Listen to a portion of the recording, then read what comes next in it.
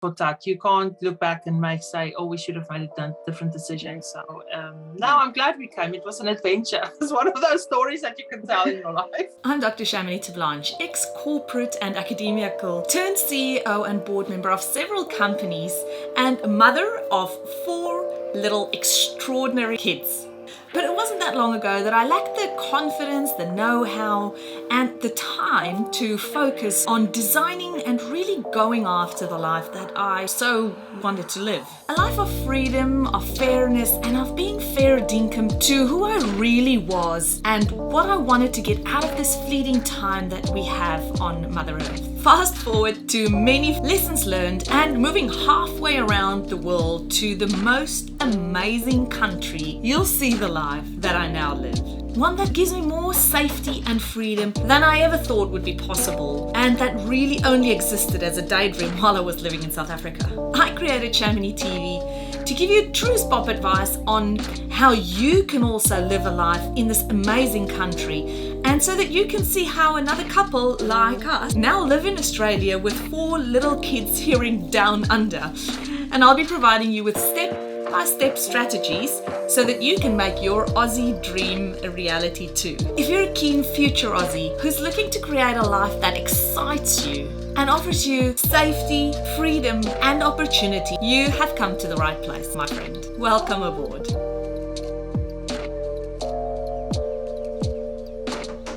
Before we get on with the episode, I just wanted to quickly pop in here and tell you about an incredibly interesting webinar that we've got coming up.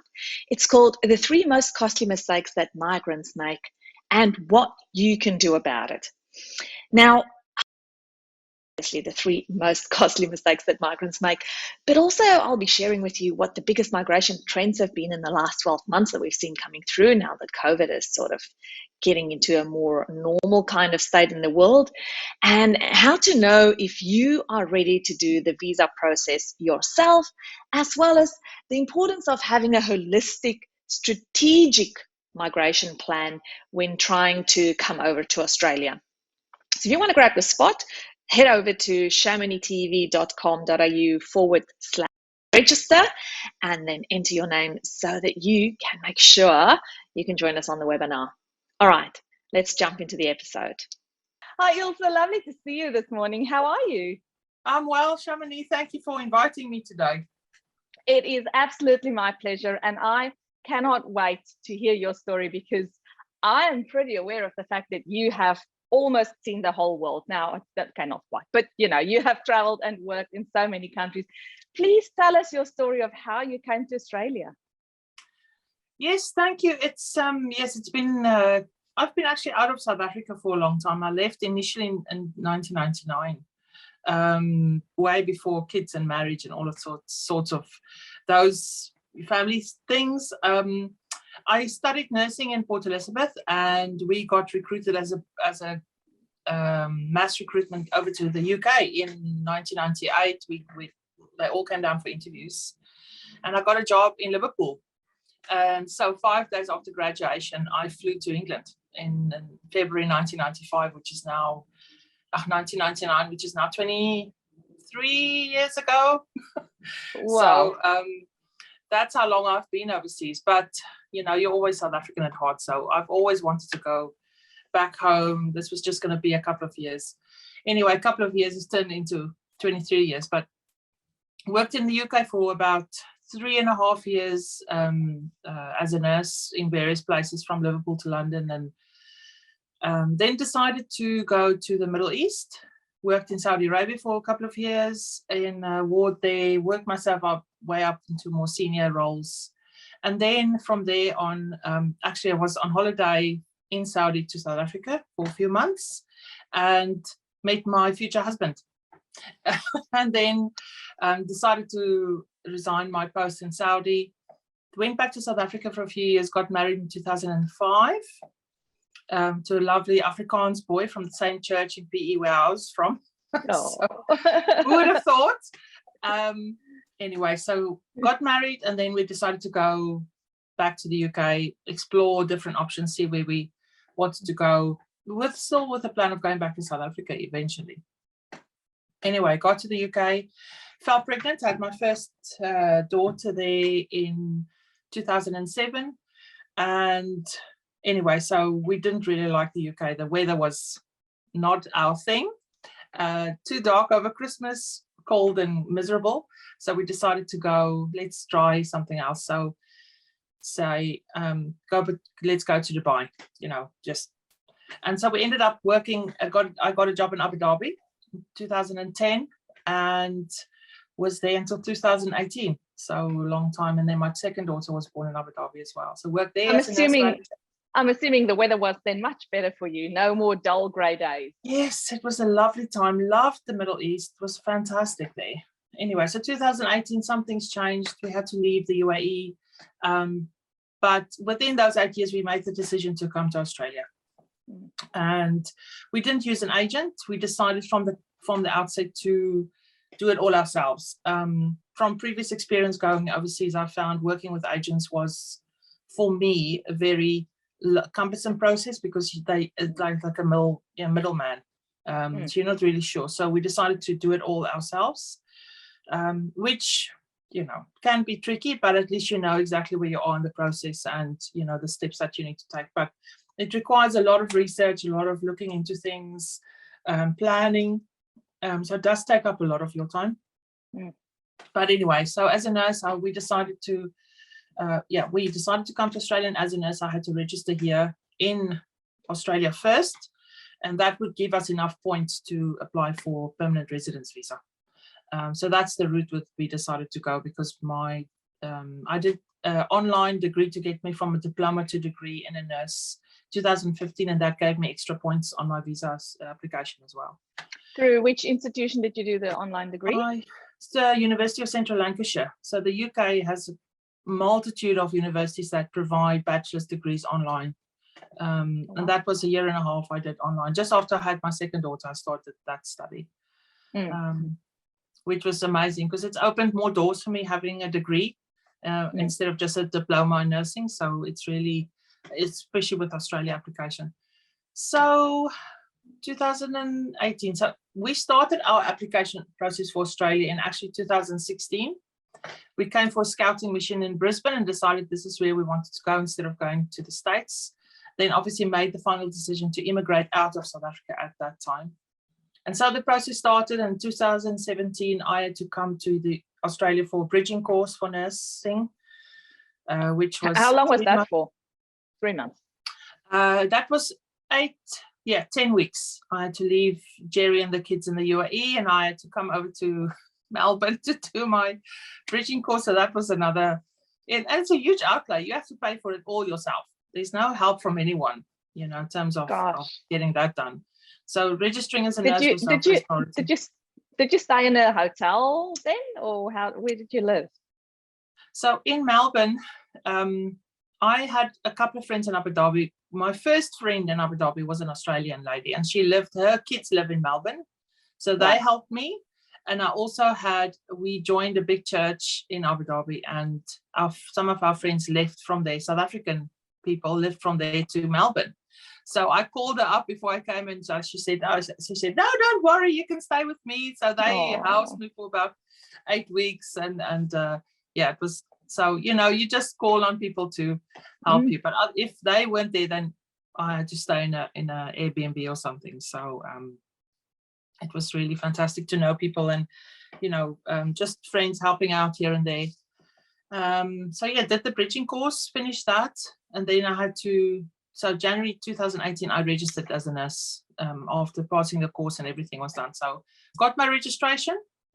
Then, of course, we had to... Anyway, 2018 was a very difficult year. My mum passed away from cancer. She got really sick before that, and we had to travel back and forth. I was made redundant in the UAE as well in July 2018, and we didn't have our visas yet for Australia, so we didn't know what to do. And I couldn't get another role in a similar capacity. So we decided, okay, South Africa or England, or what's going to be the plan? So we decided to go back to the UK and as a backup in case Australia didn't come through. And so, yes, we packed our things and left for England. Arrived there just before Christmas in 2018. Do you know So, the joke that says, "Look, it's the Big Ben. Look, it's the Big Ben." Have you heard that one? no. There's a movie, I can't remember which one it is, but they keep on going round in circles, and every time they pass the Big Ben, they say, "Look, it's the Big Ben." And it sounds similar to like Sounds a bit like us, yeah, back and forth, it's all there. So but my sister lives in England. I've got two sisters, one's in Cape Town, one's in the UK, and they kindly housed us for a couple of months while we were getting settled in the UK, and then we found a place. I found a job so easy. It's so easy to find work there. There's so many opportunities for work, especially for nursing managers. They're very open to receive people from overseas. Obviously, they a little bit different than Australia in that respect. But anyway, found a job. We moved to Oxford for 2.5 years, and then at the end of 2019. So when we got to Australia, we lodged our expression of interest in 2018 in September. So that's the official start date of our application. So September 2018, we lodged our expression of interest. Then we had to go for our medicals in April of 2019. And then they told us about 2 months later to apply for our police certificates, which we had to get from Abu Dhabi and England at that time. And on the 20th of December 2019, woke up one morning and I saw, oh, we got our Australian visas. So it took over a year for so we thought, okay, that's fantastic. So we got our visas finally after everything. Yes. Nice Christmas present. Yes, it was very good. So we applied and got our 190 permanent residence visa. Straight away without amazing in Australia first. That's incredible. Yes. Yeah. So how long did you then take till you actually put your feet here? Because you were still working then in the UK. Yeah. Yes, we actually settled very well there. I really enjoyed my job. The kids were fine, doing really well in school. We had a nice place to stay. So we were really settled there. So we wasn't really sure if we were going to use the visa, but Corona struck. And obviously then nothing happened in the end. And then the job went sideways a bit in the middle of 2020. So in September, I looked at Jerry one morning and I said, you know what? Let's just go to Australia. Let's just not think about it. We got our visas and we wanted to go. So about a year before we planned to come, we made that decision to say, okay, let's give it a year, save some money and see how far we get. And anyway, Corona carried on. And so we didn't know, we booked our flights very early on. We booked our Airbnb in Adelaide really early on. Everything was, we had a dog as well that we wanted to bring with us. And the plans were going on. And then in about April to 2021, yes, last year, we realized that things weren't coming to Australia. Australia wasn't opening up their borders. And then they canceled our flights. Singapore Airlines canceled our flights. So we were like in the middle of, everything was planned, but we didn't have any flights. And so the Australian government... Had you resigned yet at that point? No, we didn't. I did tell my job, though, that we planned to leave, but they didn't know. Well, by September, October was our plan. We were going to fly in the beginning of October. Anyway, so because I was quite senior, I had to give 6 months notice as well. So that made it very difficult. And anyway, so Qantas and the government then made an agreement to bring people from the UK over on facilitated flights, not from the UK only, but from other places in the world as well. So they allowed Australian citizens and residents to fly back to Australia with special permission or whatever. Anyway, so we had to apply online, of course, and there's only 200 seats and there's 200,000 people want to come, so it's like a lottery. Things here in Australia don't make sense. They have the weirdest way of doing things, but anyway, so that was interesting. So first couple of times we applied in May. We applied and then again in July, but we didn't get the flights. So it's like, okay, let's just wait still because things aren't ready. We're not packed anyway. So anyway, so end of August, because there was only one flight released every month, or a couple of flights a month. Imagine the people are like, that wanted to go back to Australia were on their computers 24 hours a day.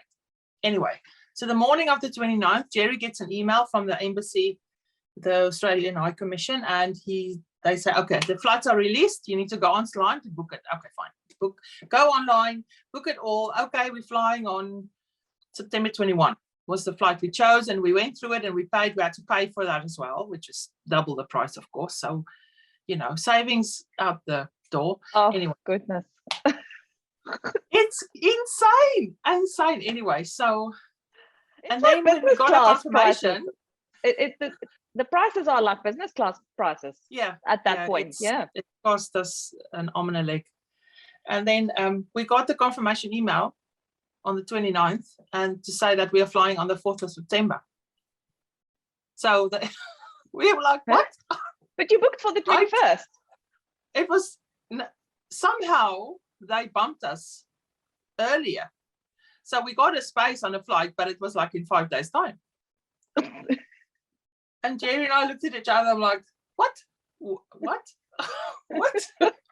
So, and it was a public holiday in the UK on the Monday.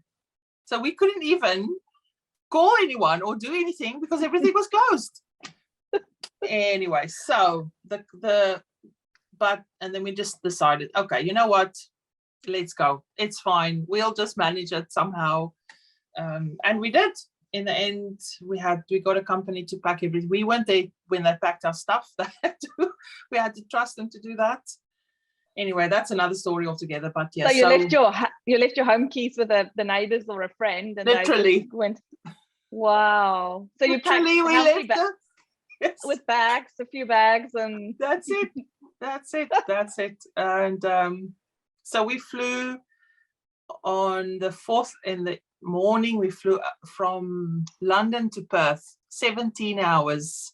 Oh, direct, and then from Perth we flew to Hobart. So we quarantined in Hobart in Tasmania. So you have 2 children, Ilse? I have 2 daughters. Lauren is 14 and Diane is 8. And I'm just trying to think. So they were 12. Where are we now? So that was 20. That was last year. Yeah, that's yes. Okay. So the same age. Yeah, Lauren's still when they came. She's just coming up to 15 now in May. So, and Diane is turning 9. So yes, it's they've actually settled pretty well now. The school started in January, same as South Africa, which is nice. I think for us, I like the year from January to December, where we've been Abu Dhabi and the UK, where they went school started in September. So it's a completely different school year. They only have 3 terms as well. It's a differently managed than the schools here. Okay, so then you landed in Hobart, 2 weeks in quarantine, and what happened then? What's the date now? So this is September. So that was on the 4th, on the 5th of September. Officially, we landed in Australia and we got our residency activated. So that is a date that I'm gonna every year we're gonna celebrate on the 5th of September. So yes, we spent 2 weeks in quarantine, and during that time I applied for some jobs. I actually applied for jobs in the months leading up to us leaving. But they want you like available within a couple of weeks. They are it's a little bit different here in terms of waiting for people to resign. But anyway, so applied for jobs, and then I had a couple of interviews while I was there as well in quarantine, because I told them that we actually flew over, and so the ball started rolling.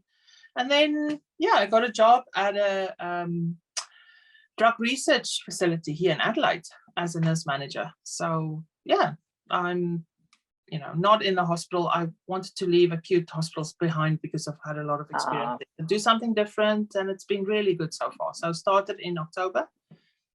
So we flew from Adelaide we stayed in Hobart for a week just to explore the island a bit, have a small break outside, get some fresh air, of course. And it's nice, isn't it, Hobart? I haven't been, but I've heard such good things about Hobart. It's amazing. Tasmania is a stunning, stunning, stunning place. It's like, it's very woody there and very rural. So you drive out of Hobart and you can see the mountains, the hills, and it feels it feels isolated, but it's not bad. You know, it's really a nice place just to go and unwind and just relax. And the weather's cool as well. So if you need a break from the heat, go to Tasmania because it's not warm at all. But it's lovely. People are lovely there, so it's nice. It's really nice. Yeah. Why South Australia? Why did you pick South Australia to apply for the regional sponsorship? When I had applied, we wanted to go to Queensland. Brisbane was our choice of city in Australia. But when I applied for the visa, you have to go into each state at the time and see what nursing visas are available. I'm a medical surgical nurse, so surgical nurse was when you do the expression of interest, you have to submit they have to assess your skills, a skills assessment. As people know, you have to go through that. And that skills assessment, I had to put a surgical nurse in for that. And so the surgical nurses at the time, they didn't have any visas for Queensland for surgical nurses at that time when I was applying. So there was only for Victoria and South Australia. And so very interesting. Okay. Yeah, no, it's so weird. Anyway, so it comes and goes. They change it every 6 months or so. They change what they need. So they assess how many surgical nurses have come into the country, and then they cap it for somebody, or I don't know, something like that. And so we didn't want to go to Melbourne, so we said, okay, let's go to South Australia. There's a big city, Adelaide's there. Why not? So we got it. Wow, awesome. And tell me a little bit about that application process. What was the most annoying or the hardest? And do you have any tips for any other nurses who want to do it themselves? Registering in Australia, of course, like with doctors and chartered accountants, if you want to work in a profession in Australia, like with anywhere else in the world, you have to register with a governing body. And that is the most challenging part. To be honest, the rest of the visa application wasn't difficult. Getting your things together, getting it assessed. If you just follow the steps online with the government websites, you'll be fine. Although starting out, there's a lot of, so I felt a bit confused in the beginning because you go onto the website, you think there's only one, but then they send you to another one. And then they send you to another site, and then they send you to 3 or 4 different sites to do different things. So it feels like you can't really pull all the strings together in the beginning. But as you go through it, what I did is just make a list of everything that I needed to do and just keep on top of that, keep track of that. So yeah, registering as a nurse was the most challenging part. But I would say in terms of the actual visa, just getting all the paperwork done. The medicals was an issue. We had to travel really far because there's only certain doctors that do the medicals as well. Like people know you have to, go to all the specific doctor and do specific things. And then they couldn't get Diane's blood, and I had to drive back another hour and a half to, when we were in the UK. One of her blood tubes was wrong, and so we had to go back to do it again. So that type of thing is, is annoying and takes up so much of your time. So yeah. And of course, it's very expensive. So you need to really make sure that you know what expenses are involved and plan for that. Now, having been in Australia for 4 months, has it lived up to your expectations? It has. I'm very much actually more than I thought it would. More than I thought. Adelaide is green. It's so green here. The city was very well planned. So in a city, especially in the city itself and the surrounding suburbs, there are trees planted in every single street. Every street has got huge trees planted. So you walk through the city and it's just green trees and parks everywhere. And people are out at night walking, and their dogs and exercising and playing football, and it's just so nice. Such a nice environment and feeling about the city. So that has exceeded my expectations really about South Australia. Is a really nice place. There's the winelands. We went for a drive through the winelands at the back and the hills outside Adelaide.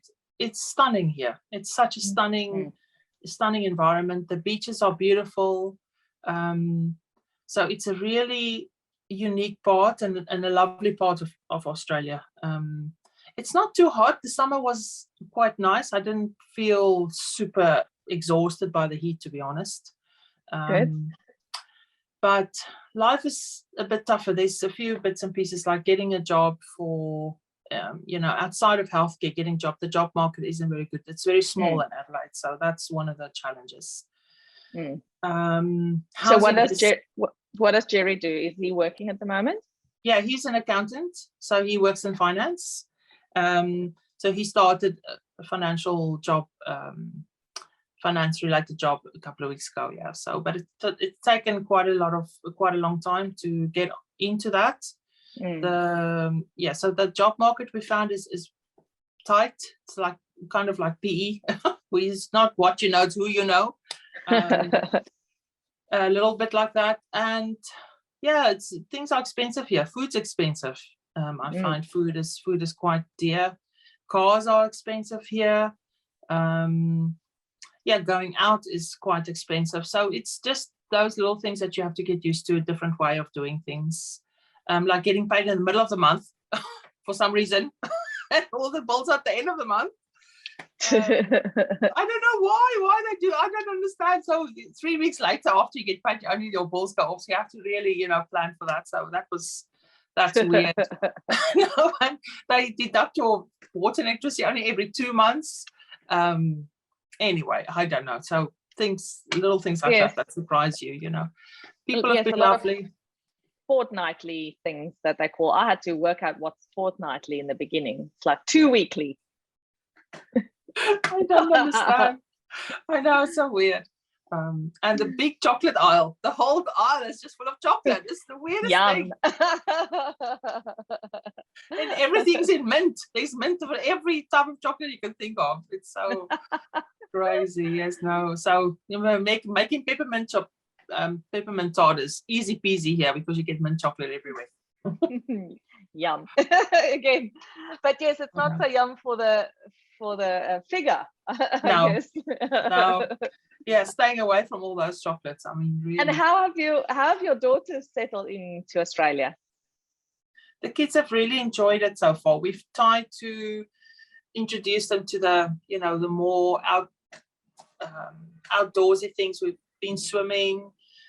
We got them skateboards and rollerblades, which of course in the UK, you didn't have any. You didn't want to go outside because it was raining all the time. So they've been really enjoyed it a lot. They've joined sport clubs at school. They're doing, we've joined the church. Lauren's going on a camp this weekend from church and made some friends, joined the group there already in the week. So the kids have been okay. They're now starting to settle really and make some friends. And we had a play date over yesterday, and Lauren went to visit a friend as well. So yeah, it's been good. It's not been too bad. How did you choose the school? Did you just go whatever is the closest to where you got a house, and how did you get your housing sorted? Because I know that's another drama in itself. It's little things like that. You think, oh no, it'll be fine, but it's not. It's so. How hard can it really be? Oh my word, honestly, it's just. So yes, the housing market. To start off with, the housing market in Adelaide is beyond insane. There is just not enough houses here. So the government is looking into massive development just to provide more housing, and that means more expensive houses, and that means a queue and competition for rental accommodations.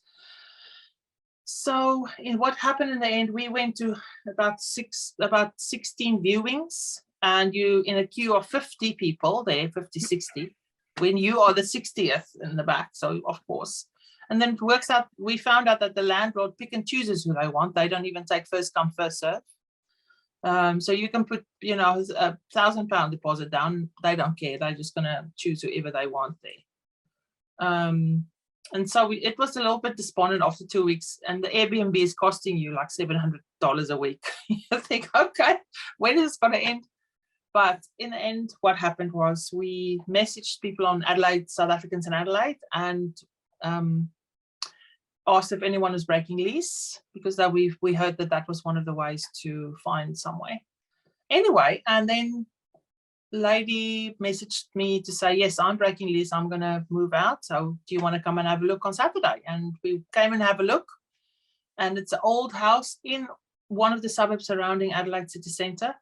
And she said, you know, if you want it, I'll message the agent. And on Monday we got it. We got the house. And I'm thinking, why all that trouble? So yes, amazing. we got it really. Yes, and so the school. It looks like a really nice cottagey house. I'm just looking behind you. I can see at the roof, at the ceiling. It's got that beautiful detail. It's gorgeous. It is very nice. It's lovely. It's a very old 1928 Adelaide house, and it's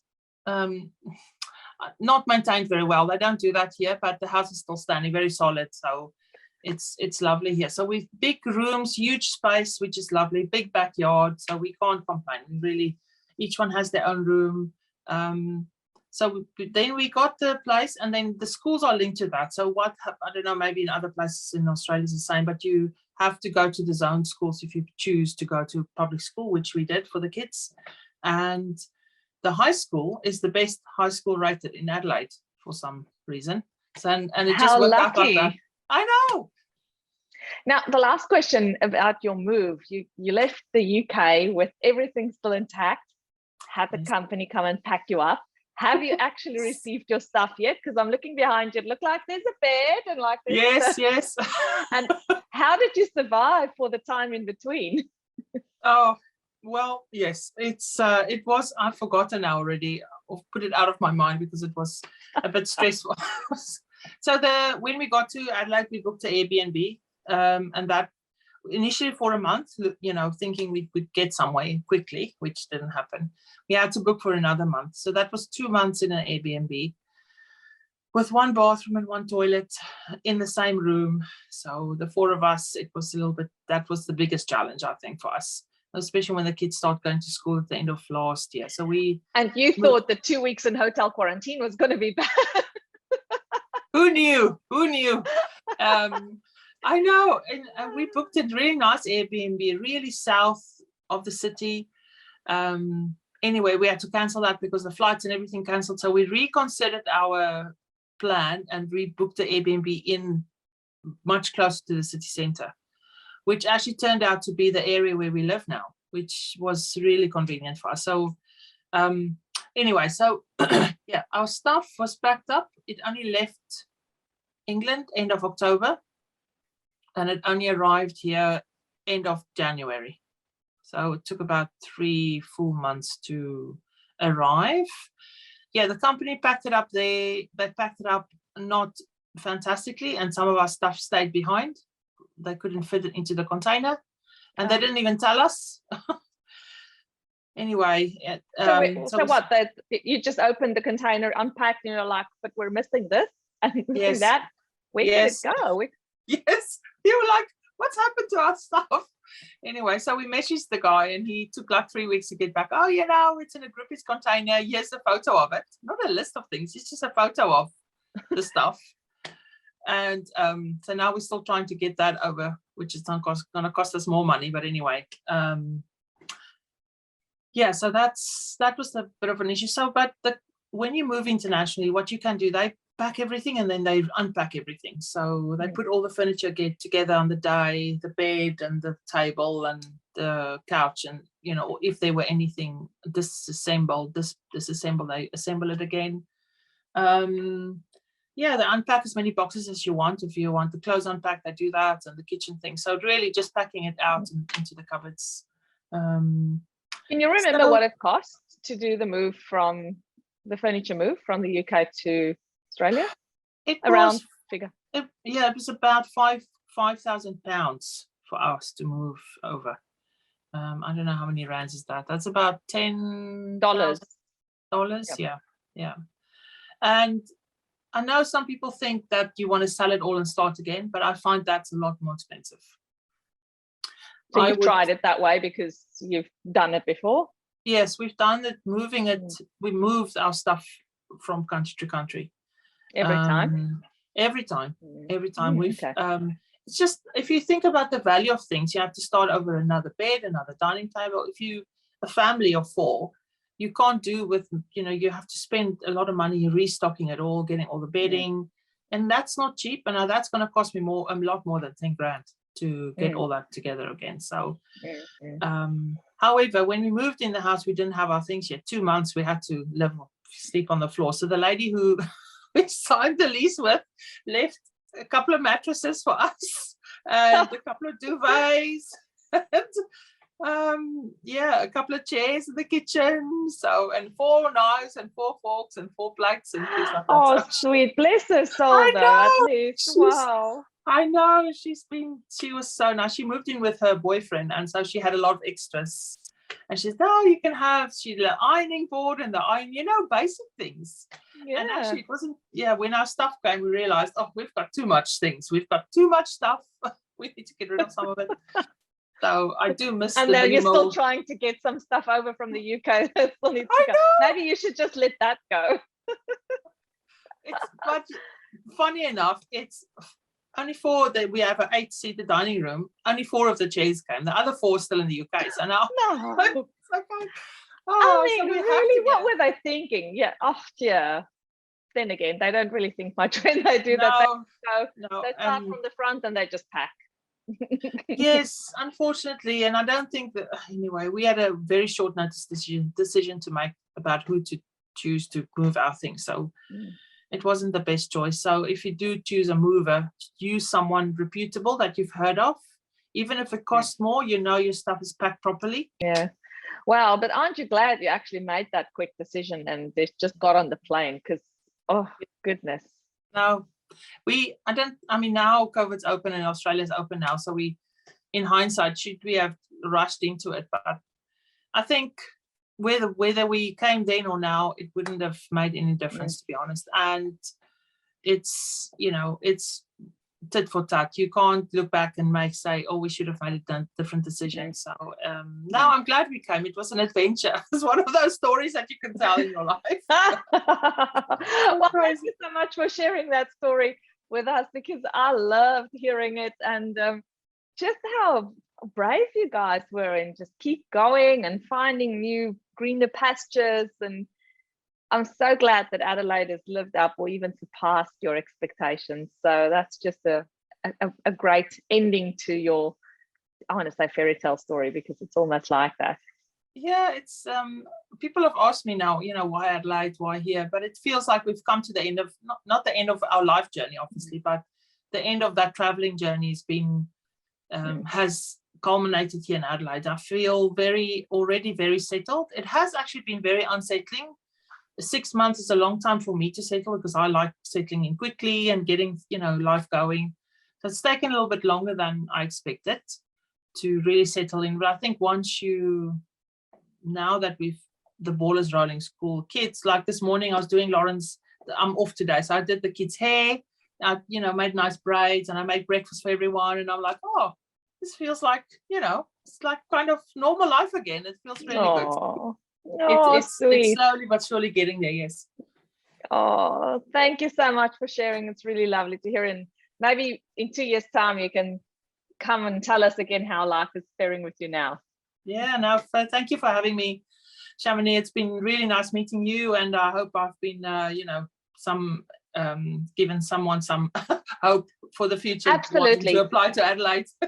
Oh, absolutely. Everybody's journey is different. And I think that's an important message to know. Some people come in quickly, some people take a long time. The point is just, your journey is not even gonna, like whoever's watching this, your journey is not going to be the same even as Ilse's journey. But there will be aspects of it that they can take and they can use to make their journey easier for them. And just hearing the fact that it wasn't smooth sailing, like even for you guys, now it's wonderful and everything is, I want to say, perfect, almost, as perfect as life can be, I guess. But you had to go through a lot of hardship and being strong and just keeping the course and staying the course. So, that in itself, I think, is so much encouragement to anybody who's considering coming, because you need to have that mindset of just keep going, just keep pushing. So sharing with us what you've gone through and the fact that you made it out the other end is incredible. And thank you so much for being so generous in sharing what your family has gone through. No, thank you. I appreciate your time. And Yeah, it's been, I think all of us have that in common.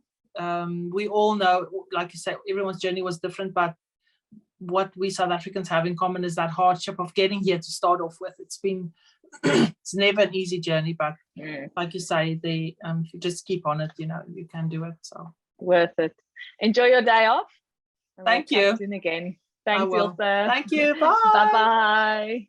All right.